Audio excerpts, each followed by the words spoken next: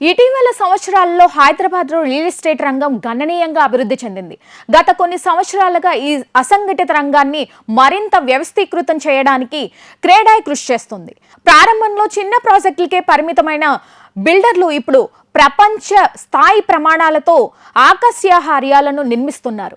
భవిష్యత్తులో హైదరాబాద్లో real estate మరింత పెరగడానికి, నగరం విస్తరించడానికి అవకాశాలు ఉన్నాయని క్రేడాయ్ వ్యవస్థాపక సభ్యుడు, మాజీ జాతీయ అధ్యక్షుడు సి.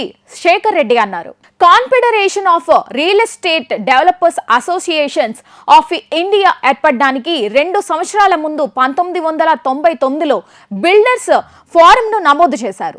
అన్ని ఆర్గనైజింగ్ సభ్యులు ఢిల్లీ, ఇతర నగరాల్లో సమావేశమయ్యారు. అనేక అంశాలపై చర్చించుకునేవాళ్ళు. నాసిక్లో కలిసినప్పుడు క్రేడాయ్ని ఏర్పాటు చేయాలనే ఆలోచన కార్యరూపం దాల్చింది. దాని వ్యవస్థాపక సభ్యుడు, ఉపాధ్యక్షుడిగా శేఖర్ రెడ్డి ఎన్నికయ్యారు. సాధారణంగా 2 సార్లు ఉపాధ్యక్ష పదవి ఉంటుంది. దాన్ని 7 సార్లు చేశారు. తరువాత జాతీయ అధ్యక్షుడు అయ్యారు.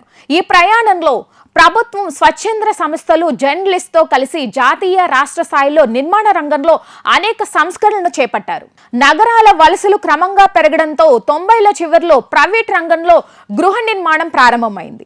అవగాహన తక్కువగా ఉండడం, నియమాల ఉల్లంఘనలు చాలా ఉన్నాయి. ఇవి 100 నుండి 150 వరకు ఉన్నాయి. బిల్డర్లు కోర్టుల చుట్టూ చాలా తిరగాల్సి వచ్చింది. వారు నియమాలను పాటిస్తేనే క్రేడాయ్లో సభ్యులుగా చేర్చుకుంటామని రూల్ పెట్టారు. ఒకప్పుడు బిల్డర్లు 20 నుండి 50 ఫ్లాట్ల నిర్మాణాన్ని చేపట్టారు. 100 కంటే ఎక్కువ నిర్మించిన కంపెనీలు చాలా తక్కువ భవనాల ఎత్తు, కారిడార్లు వంటి సాధారణ ప్రాంతాలు, ల్యాండ్స్కేపింగ్ డిజైన్లో వారు చాలా వెనుకబడి ఉన్నారు.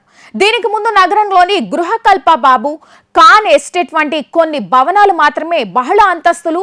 ఇతర ప్రాంతాల నుండి పెద్ద బిల్డర్లు ఇక్కడికి వచ్చి 500 నుండి 1000 యూనిట్ల ప్రాజెక్టులను నిర్మించారు. ల్యాండ్స్కేపింగ్ ను బాగా చేశారు. ఇది మా ప్రజలను కూడా మార్చివేసింది. వారు వాటిని చూసి వారిని నేర్చుకోవడం ద్వారా పెద్ద ప్రాజెక్టులను చేపట్టడం ప్రారంభించారు. నాణ్యత కూడా పెరిగింది. ఇప్పుడు ఆకాశ హర్త్యాలు అత్యున్నత ప్రమాణాలతో నిర్మించబోతున్నాయి. ప్రస్తుతం క్రేడాయ్ దేశంలోని 2వ స్థానంలో ఉంది. విదేశాల నుండి వచ్చిన వారు కూడా ఇక్కడ నిర్మాణాలను, వారికి ఉన్న సౌకర్యాలను చూసి అసూయపడే విధంగా నిర్మిస్తున్నారు. రియల్ ఎస్టేట్ రంగం 2006కి ముందు, తర్వాత అని చెప్పుకోవచ్చు. ఇది పరిశ్రమకు బెంచ్ మార్క్. సంవత్సరం 5 అంతస్తుల వరకు నిర్మాణాలపై FSAపై పరిమితులు ఉన్నాయి. FSIని అనుమతించడానికి రూల్స్ మార్చారు. ఇటీవల RARA real estate regulatory authority దేశవ్యాప్తంగా వచ్చింది. కానీ RARA లాంటి నియమాలను రూపొందించి వాటిని అమలు చేయాలని ప్రభుత్వాన్ని అభ్యర్థించారు. 10% తనఖా నియమాలు ఇప్పుడే వచ్చింది. నియమాలను పాటిస్తే 10% తనఖా విడుదల చేయబడుతుంది. ఆక్యుపెన్సీ సర్టిఫికేట్ జారీ చేయబడుతుంది. లేకపోతే లైసెన్స్ రద్దు చేయవచ్చు, లేదా దాన్ని బ్లాక్ లిస్ట్ లో చేయవచ్చు. బిల్డర్కు 10%కి మించి లాభం లభిస్తుంది. దీంతో అప్పటి నియమాలను పాటించడం ద్వారా ఉల్లంఘనలు తగ్గాయి.